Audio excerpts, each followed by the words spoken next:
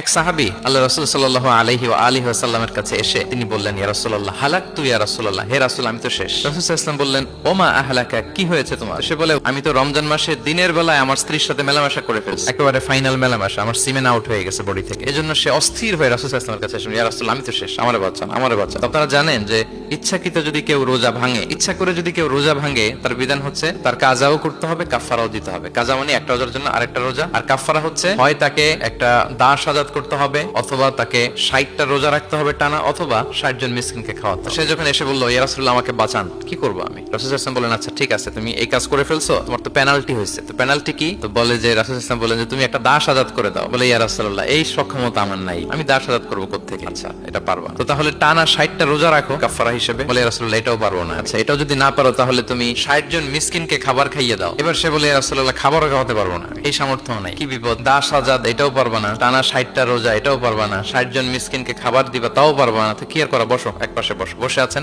উনি অন্যান্য কাজ সারতেছেন। হঠাৎ এক ঝুড়ি খেজুর রাসূল সাল্লাল্লাহু আলাইহি ওয়াসাল্লামের কাছে আসে, সাদাকার খেজুর। আসার পর রাসূল সাল্লাল্লাহু আলাইহি ওয়াসাল্লাম বললেন, ওই লোকটা কই যে এই কাজ করে ফেলছে? তাকে নিয়ে আসা হলো। রাসূল সাল্লাল্লাহু আলাইহি ওয়াসাল্লাম বললেন, যাও, দাসও আজাদ করতে পারবা না, 60টা রোজাও রাখতে পারবা না, 60 জন মিসকিনকে খাবারও দিতে পারবা না, তাহলে এক ঝুড়ি খেজুর আমার দরবারে আসছে, সাদাকার খেজুর, যাও এগুলো গরিবদের মাঝে বিতরণ করে দাও, তাসাদদাক বিহা ফিল মাদিনা, মদিনায় বিতরণ করে দাও। এবার সে বলে, আলা আফকারা মিন্না ইয়া রাসূলুল্লাহ, ইয়া রাসূলুল্লাহ আমার চেয়ে গরিব কাউকে দিতে হবে? রাসূল সাল্লাল্লাহু আলাইহি ওয়াসাল্লাম বললেন, হ্যাঁ গরিব কাউকে দিবা। বলতেছে, এই পুরো মদিনাতে আমার চেয়ে গরিব আর কেউ নাই। কি বিপদ! তোমার চেয়ে গরিব আর কেউ নাই? বলতেছে, তাহলে কি আর করবা, যাও তুমিই খাও, নিয়ে যাও বাসায়, তুমি আর তোমার ফ্যামিলির সবাই মিলে এটা খাও। চিন্তা করেন, আসছিল পেনাল্টি দিতে, নিয়ে গেল এক ঝুড়ি খেজুর। দেখেন what is the flexibility of Islam. Islam কতটা ফ্লেক্সিবল, মানুষের সুবিধা অসুবিধাকে ইসলাম কতটা গুরুত্ব দেয়।